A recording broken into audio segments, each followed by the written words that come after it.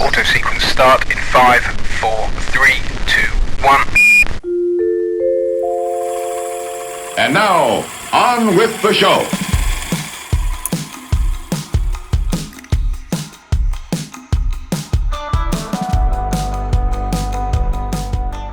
Hey everyone, my name is Rachael Mann. I'm a singer and a songwriter, and happiness is being yourself and loving what you do. Okay, Rachael Mann, thank you so much for being on the show. I can't thank you enough. Oh, well, thank you for having me. I'm so thankful to be a part of it. Absolutely. Glad to have you on. Singer, songwriter, and you're from Atlanta, is that right? Yeah, so actually, I live in Atlanta now. I was born and raised in Alabama, so I lived there all my life and moved to Nashville for a while. That's like every musician's dream is to Right. live in Nashville, right? Right. That's where But yeah, that's everybody goes there. And I still go there all the time. My sister lives there and my niece lives there. So we go up all the time and just visit, and I sing up there too from time to time. But I'm currently living in the Atlanta area, so the Okay. suburbs of Atlanta. And it's been great here. You Yeah. know, I never thought I would live in Atlanta ever, but Really? that's where never, never. There, Yeah.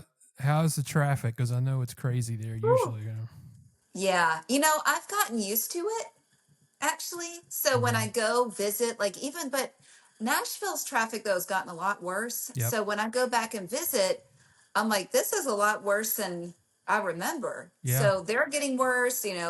I'm sure Knoxville's traffic's bad. Oh, yeah. I feel like so many people are moving down here because it's like a hidden gem. So it's like they're just, you know, checking it out and visiting but it's definitely, you're definitely going to get in traffic if you live here. That's all I can say. Oh yeah, and I think you're absolutely right. I think people for a long time, they made fun of us Southerners, but now everybody's coming here. Everybody's moving Uh-huh. down to the South. Oh yeah, they're all visiting. What's your favorite thing about the South? Growing up in the South and just living in the South now.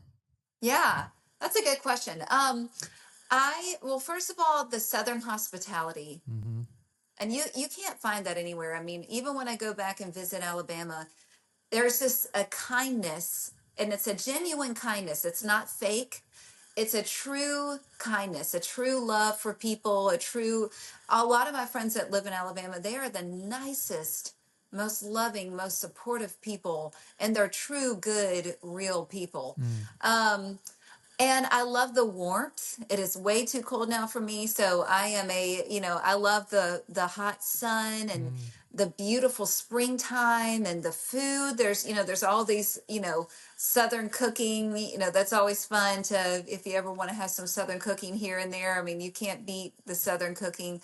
But also the South has some really beautiful beaches as well. Yeah. A lot of people don't think about that, but Alabama has some of the most beautiful beaches that you're ever going to find. So there's just so much to do, and I'm very grateful to be from the South.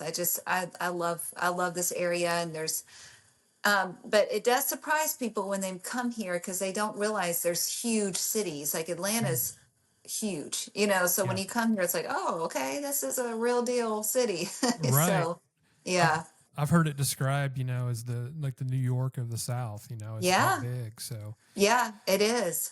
I think there too, like, because we both grew up in the South. I think there's just a certain, not only charm, but just the way that we were raised. I guess I think Yeah, it's there's something there. When you yeah. travel, you can see the difference a little bit. Not that Oh other yeah. areas are great, but just the Yeah. southern thing is just a little different. Yeah, and honestly, you can just almost feel it in the air. Like when Mm.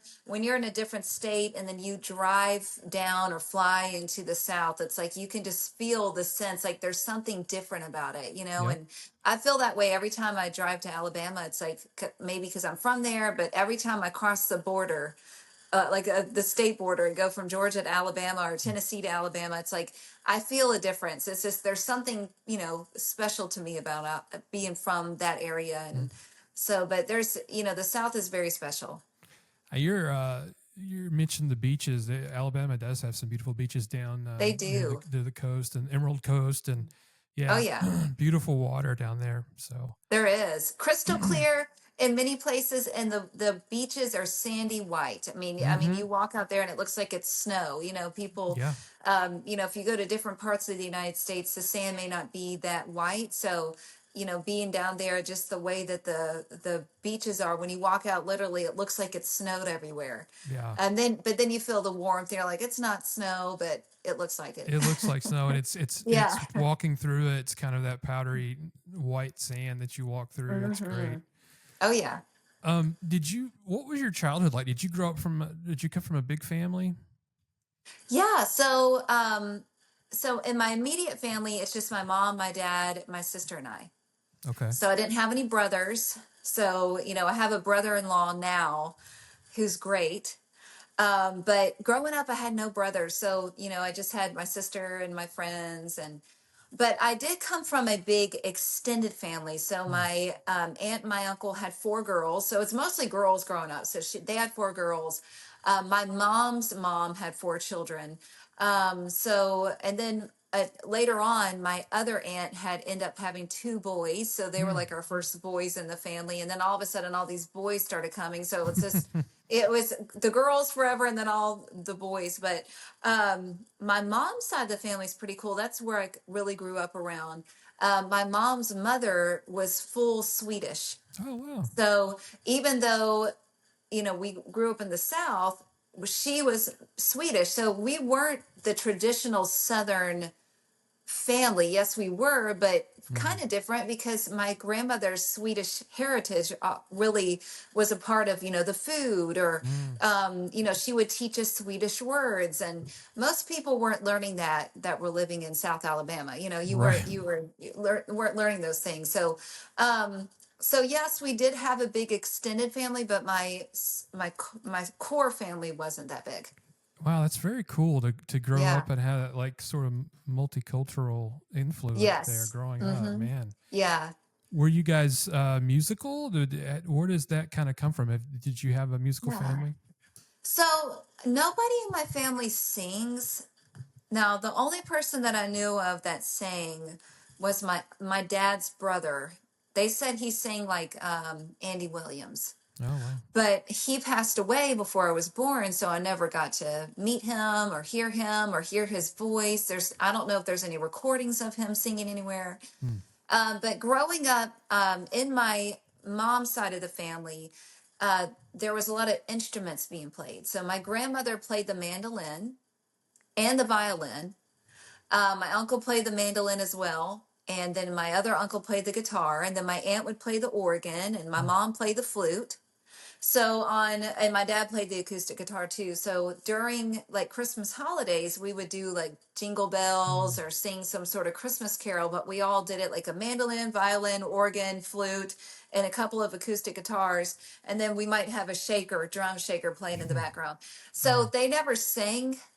So the singing didn't come from that side, but the music has always been there. So the instrument playing. So I've always been around music, Hmm. but I'm the only one in my family right now that sings at all.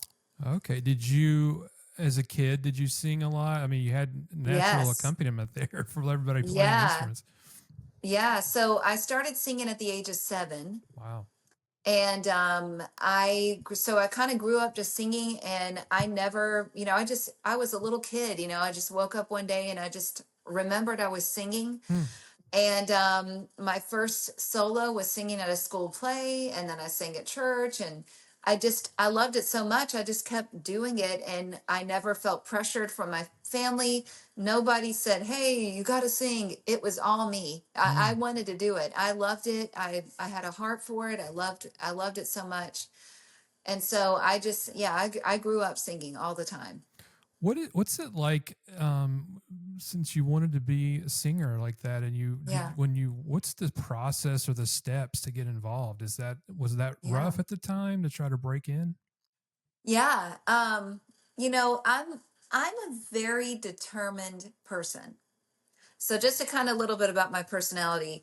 Um, I sang just about breaking in. It's a lot about just not giving up. Mm. If you're in sales, they always say in sales, you might get 100 no's before you get your yes. Yeah. But you have to keep getting your no's before you get your yes. And you have to love this so much that even if you got 10,000 no's, that you're just going to keep doing it because you just love it so much. Yep. And so just kind of with me, a couple years ago, I sang the national anthem for the Atlanta Braves. That was huge, to get the foot in the door, to do that. I mean, that was, and I didn't have a label pushing me along. It was just, me sending an email saying, hey, I'd love to sing the national anthem. But Wow. I sent that email probably every month for a long time. Really? I love to sing. I love to sing. And I kept sending clips and sending clips. And all of a sudden, just randomly, I got this email. Hey, would you be free? Blah, blah, blah. So I guess the right person saw it, but it was after a long time of me emailing them because I wanted to sing there. And I never, ever had even gone to a game before. Oh, wow. So my first experience going to an Atlanta Braves game was me singing the national anthem. And it was a great experience. I mean, it was so much fun. But, to get your foot in the door, growing up, you have to love it. You have to, and it is all about a lot of times who it's a community, it's music is a community. You meet somebody and they're going to know somebody else that you know. So that's why I always say you don't want to burn bridges because you're going to know probably 50 different people through this one contact, so it's just, you always are going to know somebody, but you just have to keep going at it. Just keep sending emails out, keep putting yourself out there. Don't give up. There's going to be somebody out there that's going to like what you're doing. That's great advice. I mean, I think dead on about keep trying because you're going to get a million no's before you get to that yes. So that's right. Do you think, would your advice for young people who want to get into the business, do you feel like you have to have representation right off the bat, or just keep doing your music and they'll find just you? Keep doing it. I don't have any representation. I mean, I have people that that are guiding me. Obviously, I've got tons of contacts in Nashville that have been my go-to people. I ask them about business stuff. I ask them about legal things. I have my people that I can go to that are in the industry that I can trust, that are watching out for me. I've got people that are, but as far as a label goes, I'm independent. I'm doing it all pretty much myself because I'm extremely determined, like I said, and I just know that I'm supposed to do this. Yeah. So no, and especially now, it's different now. Back in the day, no, you would have to have a label. Yeah. There wasn't that independent artist, but now most people that are out there, even people that were signed before, are now independent. So it's changing up a lot. Yeah. So if you just have to know how to do it. And my producer Nathan, who's been in the industry for years and years and years and years and years, he's like, Rachel, I'm still learning because things keep changing. So even if I ask him questions, he's like, listen, this is what I did before, but this may not be the path now. So it's all about finding the right people that know what they're doing, finding the right people in the industry that you can, and that again, especially if you live in Nashville, you're going to meet a lot of people. So I met a lot of people living there, and you just have to, you just have to keep going. But no, you don't have to have representation right off the bat. But I would recommend having somebody you can trust, whether that be like a legal person or like a CPA, someone just in the money side that understands all that, just to make sure you're doing everything correctly. Yeah. And then you can ask questions like, if someone does want you to sign a label, then you can take it to that person and say, is this smart? Read or get a lawyer or somebody. So it's good to have people to help you because we're not going to know everything. But no, you don't have to have a label right off the bat. Not at all.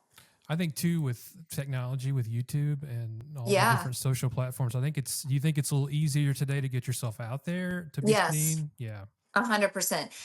And okay, so like Spotify, I'm starting to learn the importance of how great Spotify is. if you get yourself on some good playlists, you're good. You know, you just have to find some really good playlists, people that love your stuff and that will put it on their playlist. And especially if it's a good playlist, I ended up getting on a couple of really good playlists this year. My new song that just came out, it got on a couple of good playlists, and it's doing really well. But you have to find a good playlist to put it on, or several to put it on, to get it out there. So, and that's usually free. I mean, you just have to find ways to do it, you know. But yeah, I mean, YouTube, Spotify, Apple Music. I mean, you can all do it yourself. Yeah. And people will find you. I mean, you. I think the more you put your music out there and just do your craft, I think That's right. Yeah. And the right hashtags, you know, when you hashtag stuff, like if you put down like singer-songwriter or musician or musicals or whatever, like if that pops up, you know, your video could pop up with that. So it is important how you market it and everything. How you market it and how you, like you said, what lists you get on so people can find you. That's right. Make it easier. Did you, so you equate, like, was Atlanta, the national anthem, was that your first kind of break or like mass audience, like been seen, or was there something before that kind of you could remember? Yeah. So actually so as far as singing at a large national anthem arena, the Atlanta Braves was the first like pro game I've sung at. I've sung at arenas before. I've sung in front of 20,000 plus people. I mean, I've opened for artists. When Jars of Clay was really popular, I opened for them. There was this big conference they had like in Pensacola. They had this big music event, and I got to open for them. I've opened for a lot of gospel artists, you know, CCM artists. So yeah, no, I've done other national anthems, the Nashville Sounds, which I always wanted to sing there, so I've sung there. They have really good crowds, and so I've done other really large events. But the national anthem at the Braves was the largest pro team, the first time ever singing theirs, and that. If you've ever been to the Atlanta, I don't know if you've ever been there before, but if you it's huge. It's I mean, it's huge, right? Lots of people there. How did you feel walking out in that field? I mean, what kind of walk through that a little bit? I tell you, so I'm the kind of person, the more people, the better. Yeah. It does something to me. Like if there's not enough people there, I get fed off of the crowd. So the more people there, the better. The night I went, it was not packed out, but there was still a lot of people there. And so basically throughout the game, I kind of sat on the ground. Like I kind of sat in the seats that are right next to the field. So I kind of sat there. That was kind of fun. You know, I got to sit there and watch the game. Yeah. I had to sit there and wait for them to call me up. And so when I walked out into the field, I just kind of looked around me and I said, wow, I'm here. But this is something that they did not tell me. They did not tell me that when I was going to sing, when I said when the rockets red glare, the bombs bursting in air, they did not tell me there was gonna be fireworks going off. So when I sang that, and the rockets red glare, but the bombs bursting in there, boom, boom, boom, and thank goodness I did not go wow, because nobody told me. I didn't even know it was going to happen. So they probably should have made me aware, because actually when I sang at the Kansas City Royals this year as well. And that was really cool. But they told me ahead of time, just to let you know, when we say this, the rockets are going to go off. So be prepared. I was like, oh, okay. So been there before. Right. So probably going forward, just honestly, any arena, any baseball field area, you know, they could any game could do that, even the smaller ones. So I'm going to kind of just prepare myself that could happen, so it doesn't scare me. Yeah, be prepared to just know that it's gonna. You held it together well. I'm surprised. I would have been like, oh my gosh, yeah. I always feel like if I was doing that, I would like forget the words. It's such an iconic song. Did you ever worry about that? Like something just kind of clicks in your brain and you forget something, forget a phrase? Well, the thing is, like, I've actually heard, famous singers forget the words to the song. Yeah. And so I choose not to listen to their stuff, especially before singing a game, because I don't, as a musician, anytime we hear a song or whatever, we can kind of get that in our head. And I didn't want to listen to something else like somebody else did and be like, to do it just like they did it. And then, oh no, because those things can get viral quickly. Oh yeah. You do the wrong words and someone films it and you're ruined, Oh yeah. Oh yeah. That would be everywhere. You don't want to mess up the national anthem. Not at all. Not at all. You were talking about opening. You've opened for Carrie Underwood too, right? You've opened for Yeah, her? so that one was actually I sang with her at the CMT Awards Cool. in Nashville. That was really fun. So I was actually in Atlanta at the gym, and I get this message from on my Facebook Messenger from an artist by the name of Kyla Jade, and Kyla was on The Voice. She was one of the top artists on The Voice. Great singer, so sweet, and I've known her for a long time. And she just sent me a message through a messenger app on Facebook. Hey, we're looking for some artists to sing with the country artist for the CMT Awards. Are you interested? And she didn't tell me who the artist was. I guess she had to be careful what she said, just a protection or whatever. Yeah. And I just said, yeah, sure. Cause and I knew it was Carrie Underwood. I don't know how, I just knew that it was her. I just had a feeling it was her. And the next thing I know, it was her, Wow.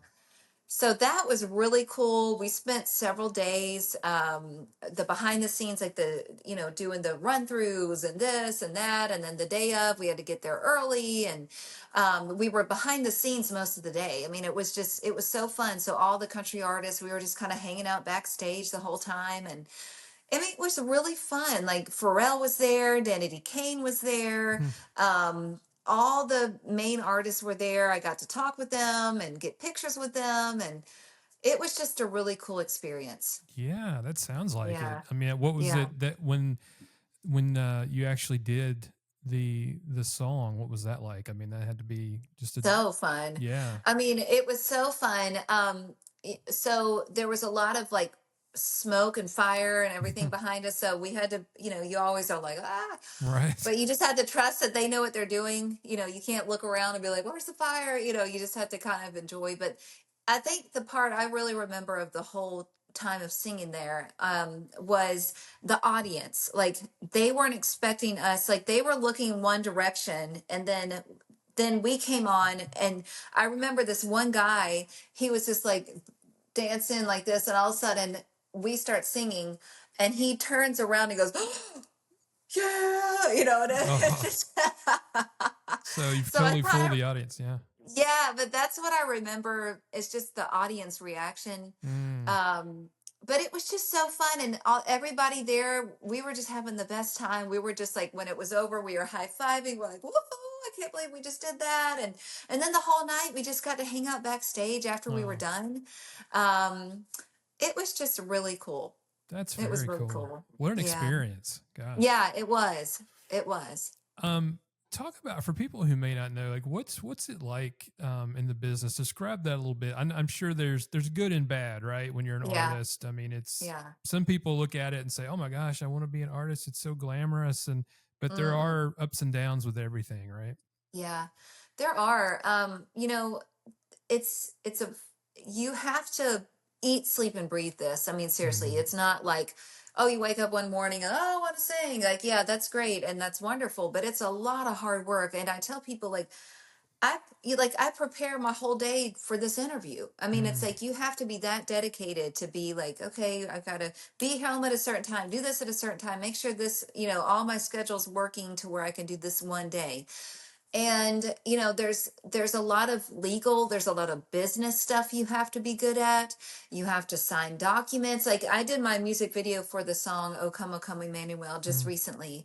It came out, turned out great. The guy that filmed it, he is a friend of mine. I've known him for several years. He's great. He does a great job. However, I don't care if you're my friend or not. we're going to sign a document. Mm-hmm. I'm going to email you. We're going to do a contract, because contracts keep friends. Let's get it in writing, because I've been burned as well so much by people. Oh yeah, I'll have this for you by this date, and they never do. Right. Right. And you give them money, and then they don't do it. And so I always say, write a contract. Even my producer Nathan, I've known him for over 11 years. The first thing I did when I sat down with him in that studio, I said, we're going to write the contract right now. And we did it immediately. We wrote the contract, and then we started recording. You have to be smart, even if they've been, business and friendships sometimes don't mix, because someone gets frustrated at each other or whatever. You just have to be really smart. And, with me, I always say it's better to get things in writing. Always try to get stuff in writing, even if it's in an email, especially when money's involved. You want to, even if you've known the person for 20 years, because a lot of friendships get broken because someone didn't pay somebody or whatever. Yep. So there's just a lot of stuff like that. You have to be wise who you work with. Sometimes you work with somebody and you think they're great, and they end up being not good, and you have to get away from them. And it's just, there's a lot of stuff you just have to be smart with. You just have to be wise. And it's a lot, you have to practice all the time. You have to, prepare. You have to make sure your songs are ready. You have to drive a lot. And this, I'm just being honest, like there's a lot that goes into it. I mean, it's not always like glamour. It's like looking at an ice skater. When we look at an ice skater ice skate, what do we think? Wow, that looks so easy. Wow, that's so glamorous. Wow, that's, but do we see the hundreds of hours of work that ice skaters doing to be good at that? No, but we just see the finished product. Yep. So there's so much that goes on behind the scenes to prepare. You have to be dedicated. I say no a lot to friends. I mean, I've not seen a lot of my friends lately because I've been working so much on my stuff. Yeah. And it's a balance. You miss your friends and you're like, oh, I want to see them, but then you have to sing the next day, so you have to say, hey, I'm so sorry, I got to wake up and sing. But the good thing is I have some really great friends that understand, so that's good. But you just have to be, you have to, if you have to sing the next day, you may have to say no to stuff. So just so you can be good for the next day. So you just have to be dedicated, and you have to really love it and know how to balance too. Because even though I do have to say no sometimes. Yeah. It's not easy. It is. Yeah. I mean, it really is. And people, you're right. People see that. I mean, see you on stage and they think, oh man, she just rolled out of bed and was able to sing, and people don't get the whole background. And you're so right about the contracts too. I think that's so important. And I mean, we deal with that too. And I tell people a lot, like, you have to, because they ask about getting into the business or production or whatever. And I'm like, you have to love the business aspect of it, because the love and what you do, your craft, I think that can only get you so far. If you don't love the business of it all, I think you're going to burn out quicker, because you will. How important is your faith in your life and what you do? Let's talk about that a little bit. Like, does that, obviously, I'm sure it guides you every day. Yeah. So I've been a Christian since I was a young girl. I grew up in a Christian household. Most of my family members are Christians, extended family on both sides. So I grew up very much in that church, grow up singing gospel music. And, my faith is a daily faith. It's a daily walk. It's a daily wake up. It's a all the time day. I'm going somewhere. God help me. God be with me right now. Yeah, absolutely. Help, even the small things that, I believe God cares about everything. So even the small things, like I'm about to go get my hair cut, right? Help my haircut go okay. Help guide the hands of the person cutting my hair that it turns out okay. Just this, even those things, like he cares about us, and that keeps that constant conversation. Especially music. Especially this last song I did that I just recorded, that was a complete God thing, because I wasn't even planning on recording right now. And it was September, and I was in my closet, they always talk about prayer, your prayer room, or, I pray a lot. And, there's certain places that I love just to get on my feet and pray and just keep that relationship close with God. And so I was just in my closet, just saying a prayer, just on my knees, praying and asking God to guide me and lead me. And I literally felt so strongly that he said, it's time to record now. Do it now. And I also heard the song, O Come Emmanuel. And that is the last song I would have ever recorded ever. I never sing that song. I love it. It's pretty, but that's the last thing I ever thought of. Wow. And I immediately knew, and now September, most artists have a Christmas song done by July. So if you're in September, you're in a crunch time to get it out on radio. If you want it on radio, you have to have it out by like October, because radio stations are already getting that song in. So I called up Nathan, my producer, and I said, hey, I really want to work on this song. I feel like I'm supposed to do it. Do you think you can do it within like a week? And he said, yeah, I think I can. So I drove up to Nashville and did that song within a week, and it was done within a week. And then I submitted it to radio in October. Wow. And now it's out on radio stations all over the country, and it's in Canada, the Virgin Islands, and parts of Africa. I know it's other places too, but it's all over different parts of the United States playing right now. Wow. But that is part of my faith walk with God. Yeah. I did not put that in my mind. That's the last thing I would have done. The last song I would have ever thought of. Again, I've never sung that song anywhere, really. I never do. But I felt like I was supposed to do it. And then when Nathan worked on it, it sounded so good. And it it's just a turned out beautiful Thank version, you. by the way. It's just your Thank voice you. is just amazing on it. Thank you. After when I heard what he did to it, I was just blown away. But that's just part of all the God thing. I mean, that was just a whole God transition, and then getting it to radio, and then having the stations. Getting emails back and forth from radio DJs. We're playing it. We're playing it. We're playing it. I mean, that's just, you can't make that stuff happen on your own. No, that's God, and he cleared the path. You're in September and he made it happen. He got everybody together and made that happen. He did. And the fact that Nathan was even able to do it in such short notice, I mean, he's got a family, he's got kids. I mean, I said, I'm so sorry, but can you do this? Sorry, and can you did. right now? Can we get this done within a week? I'm sorry, I'm about to put you out for like a day. Well, we recorded it within a day. That's all it was. It just took a day to do that. And then of course he put his little touch on there and made it great. So how does that what's that work? What's that process like? So you record it, and then when it's mastered, and what do you do? Just start sending it out to radio stations? Yeah. So the process, I'll tell you everything.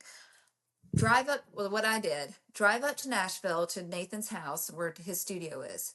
So he's got a really nice studio in his home. And we kind of, he already had the scratch track down, like the key. And so we started working, we recorded that day and just on the scratch track. And then he was like, all right, I'll have it done within like a week. So within a week he had it done, and he sent me the copy so I could hear it. And it sounded fantastic. So I approved, So then after that, though, there's a platform you can put your songs on that radio DJs can pick to see if they want to play it on their station, or the station managers or whatever. And it's called Play MPE. That's where all the you might have heard of that before, but that's like where a lot of the radio stations get their stuff. That's where the artists, main artists, big artists, secular artists, Christian artists, all the artists, they put it through this platform called Play MPE. So it's a website. You go to it. You have to pay for it. It's not free, So you upload your stuff. And the good thing for me is I actually had a lady that had worked with me before on another song I did. And she knew a lot of radio station DJs. So she was my person that would reach out to a lot of these radio stations and say, hey, Rachel put her song out there. What do you think? So you upload it to this website, you pay for it, and then it goes out to like thousands of DJs throughout the country. Wow, cool. And then then she followed up with the DJs that she knew, and hey, Rachel sent her song out. Have you heard it? And a lot of the DJs that have played the song is because they knew her, and they're like, oh, let me take a listen to it. And they loved it. And then they are playing it on their station. So she's been a great help. If you have somebody like that can help you, like a radio promoter or somebody that can call these radio stations for you, definitely use that, because they are very helpful, and they a lot of times know these radio DJs, and they can say, hey, listen to this, because you might stand out because they know them. So that's the process. You just have to put it online. You have to put it out there for people to hear. And, if you get picked up, that's a good thing, because, a lot of people may not, you may not get picked up, but if a station picks you up, that's a really nice compliment. And several stations are charting stations too. So, I mean, they're keeping tabs of, every time they play those songs. Yeah. And the cool thing about Christmas is, I'm sure from the years to come, they'll keep playing it. Oh, sure. Because they need Christmas music. I mean, you can only hear the same song over and over again so many times. So you need more options at Christmas. And so I hope the years to come, they'll just play it going forward. And what's great about Christmas songs is you can put your own spin on it, and it makes, if it's the same song, your version could be something completely different. That's exciting than somebody else. I love that. I love that about Christmas. So, and you also, I guess, do you go to Spotify and put it on there too to try to just blanket? Yeah. So after your song comes out, you have to just put it through a distribution platform to get it out to all the sites. I mean, Spotify, Amazon Music, Apple Music, Pandora, all those channels. I mean, there's so many stations out there. iHeartRadio. I mean, there's so much stuff. I mean, there's like hundreds of places you can put it that I don't even know. And they find these places that, you can put it on. So I actually put this song through DistroKid. A lot of people love DistroKid because if you have a cover song, because, usually cover songs are written by somebody else. So you have to get permission by that artist to record it, right? Or to put it out there because you're going to be making money. DistroKid's really cool because they give you you pay for like a one-time licensing fee, and you just pay like $12 and you're allowed to put that song out there, but you just have to pay that fee. It's really cool. But this O Come, O Come Emmanuel was public domain, so I didn't have to do all that. So, cause it's been out for like over 100 years. So, so you can kind of just record it and do it. But you put it through a platform. I put it through DistroKid, and the DistroKid puts it out through every platform. So it puts it out through Spotify, Amazon Music. My other songs, Control and The First Noel, was put out through United Alliance Music Group, and they do the Orchard, Sony Music. So I could have done this song through them, but they were going to release it later, and I needed it to be released like ASAP because radio was going to pick it up. Okay. Wow. Yeah. So it's amazing that when you talk about how this all began with God and with you praying and listening, because I do believe faith is so powerful, and God, when he talks to you and he puts something on your heart, I think that's when you have that comfort, like, okay, this is what I'm supposed to do. This is my next step. Do you think we've lost our way in the country with regards to faith and having something real to hold on to? Yeah, I do. I mean, if you look at it, it was never perfect, right? Because, we're humans and we're never going to be perfect. So there's been bad things since the beginning of time. But, when you look at our culture, the way it was, like you look at the 50s,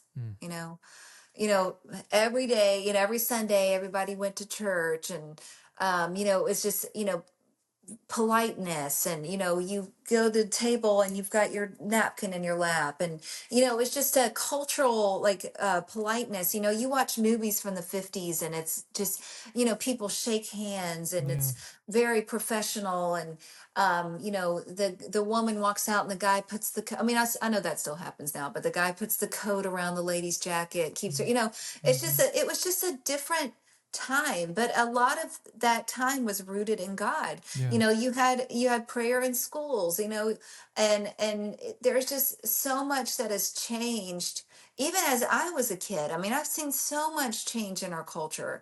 So yeah, I do think that. And I do, you think about, like, after a serious disaster happens in our country, what do people do? They go straight to God. Yep. Let's go to church, let's unite, and then people get comfortable again and they forget about it. And but it would be wonderful. I mean, I know there's all different faiths and different cultures and everything like that, but our country as a whole was founded under God. And I wrote a song with my one of my co-writes, Erica Lane. We wrote a song called Under God together. And it says, under God, our country stands. I mean, God is listed all over the place, even in coins, in God we trust. I mean, it's everywhere. And, it would be wonderful if we did, as a culture, got back to that, having God as the center. I mean, the true God as the center. I feel like that would be amazing. I don't think that's ever going to happen, but I mean, it could. I mean, I don't know, but that would be wonderful if it did. But yes, I do believe as a whole. And, again, you can look back on old movies from the 50s, the 40s. It's totally different. The culture is just completely different. Oh yeah, it is. Yeah. And it's a time that is, like you said, when we were in school, I mean, it was even different. But you see, it's changed now. I think social media technology, which is it's a good thing, but I think social media has hurt us. In the bigger picture, I think about people who don't have faith, and I often worry about that. I'm like, how do you get through something in your life without faith and without God? And it's just, I think about those people who don't see it as something that they need to have. Were there times in your life where you felt similar, like you couldn't have gotten through it without God? Yeah. Well, kind of a similar story with that with me, I guess, with especially like my music journey. There was a time when I was when I graduated from high school in my 20s. I was working on some music, and I actually had the opportunity that I was almost signed by a label. Oh. And I had a woman that was working with me that was trying to get me out to labels, and we gave her like 2 years to do some things. And at that time, I really felt like I was supposed to be signed by a label, and it didn't work out. And I was very, very, very, very hurt by that, because I lived my whole life for that one moment to be signed by a label, and it didn't work out. And after that, I said, I'm done. I am not singing anymore. I am done. Because, I mean, it's like, what's it for? I mean, and that's at the time where you had to be signed by a label. You couldn't do what you're doing now and be independent and do it yourself. So at that time, it's like you had to have that label, And I was like, well, never mind. I'm done. If I'm not going to get signed, then I'm done singing. So I just kind of stopped singing. I stopped, and I just started. I went to college. Like my dad was like, "You've got to do something. You've got to have some career or something." Because I just been singing. I never went to college or anything. So because I just sang and did so much music stuff, and so once that happened and that door shut, I just said, you know what? I'm done singing, and I'm just going to go to college now. So I went to dental assisting school. Oh wow! And I said, I'm done. And this is so I was really angry inside. I was not happy that it didn't work out. And I kind of like lost my hope, because I lived so long just for that, And of course, now if I was in the same place as I am now, I would have just trusted God through it, but Yeah. as when you're younger and I was just very disappointed. But the cool thing about God is that he will always remind you of your calling. So just an example. So I go into school and I never tell anybody I sing because I just didn't want anybody to know I was done. I was like, I'm done singing. And I walk in, and literally one of the first week I was there, I walk in there, we're in our class, and the next day I go in. So we go in, the next day I go in. Someone comes up to me and says, "You didn't tell me you sang." And I said, "What? How did you know I sang?" And she said, "Well, after meeting you, I felt like there was something special about you, so I Googled you." Oh, wow. And she said, "And I just saw your music, and you have such an amazing voice." Mm. And that kept happening throughout the year. Mm. You didn't tell me you sang. Wow, are you a singer? Mm. Wow, I didn't know that you sang. Your music's great. And that just kept happening. So this was a year-long program. So just to give you an example, at the beginning of the year, I was done. No, no, no, no, never again. At the end of the year, I sang at the graduation. Oh, wow. So Wow, that's God amazing. just flipped it around. And the song I sang was My Life is in Your Hands by Kirk Franklin. And Perfect. so it just was so fitting because it was like, my life is in your hands. Whatever happens, my life is in your hands. So I've just, yes, we're all human. We can have down times, we can have frustrating days. But I've learned that immediately, you've got to give that over to God.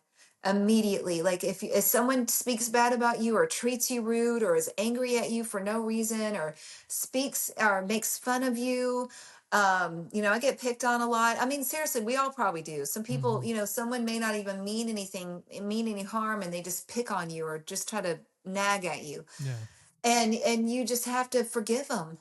You Mm-hmm. have to, you just have to say, God, I hand that person over to you. Be with them, forgive them, and help me not be angry or hateful towards them. Yeah. Help me show them love, even in the midst of the fact that they're treating me rude.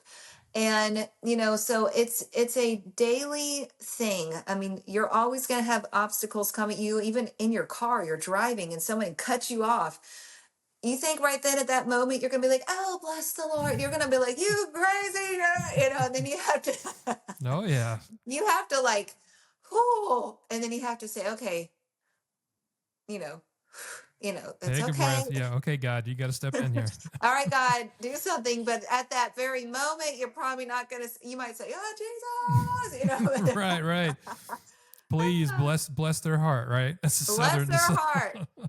And bless mine for being frustrated. It's like you have to, but sometimes you have to breathe it. I mean, you may not do that right away, but you have to eventually get to that point. Yes, Yeah. yes. I mean, Yeah. that is so, I think, hard to do because you're just Mm, like, I think as human beings, we feel like, okay, that's not fair. Why am I not able to do this or take that next step in my career? And it's so right. easy to, and God, I think, is just laughing because He's got it all worked out anyway, the Oh whole yeah, plan. So, he does. If I wish I could, I can't see the future. I don't know what the future holds, but I wish I could go back at time and tell myself at that age, listen, God's going to work it out. He's got a plan for you. It's okay.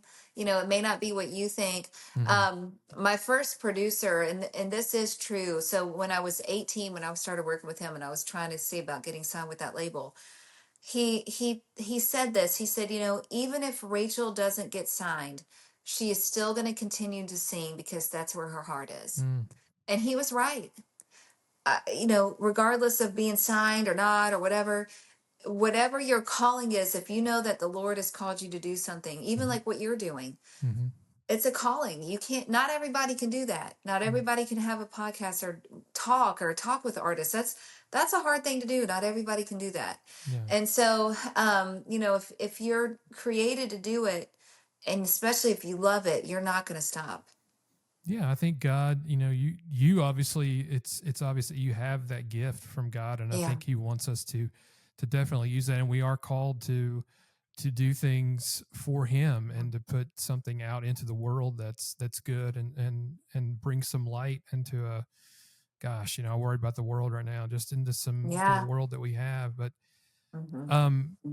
you were speaking about we were talking about going through things and God. When you write, is that process, do you recall things that you go through, like good and bad? Is that how your process is for writing? Or So, yes, it is, and I try to go by experiences that I've had in my life, or even somebody else that I know that's gone through something. There's a song that's not out, but it's on YouTube. It's called Breakthrough, and I wrote that several years ago. But what happened with that is that I went through a really tough time. Somebody accused me of doing something that I did not do.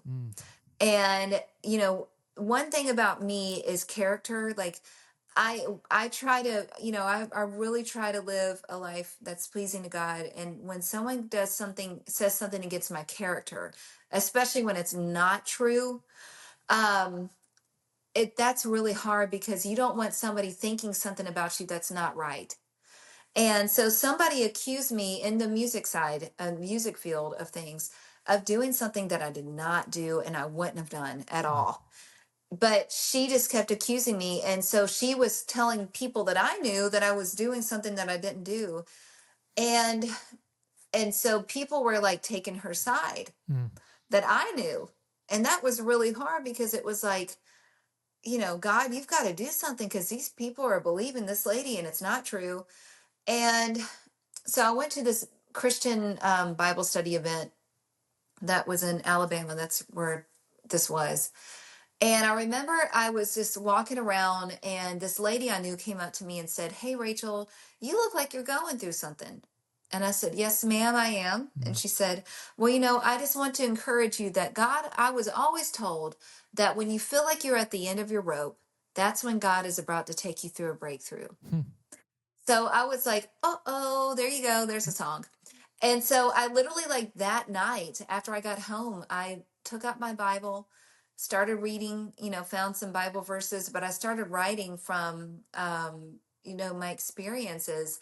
And the first lyric says, "First things first, I'm not going to curse, but I'm tired of you hanging around." And I'm talking about the devil. I'm tired of you. I'm tired of you messing with my family and my friends and the way things have been going down. And then, since my life has just been a vapor, I know your time is limited. The attacks are getting stronger, but you can't break through armor.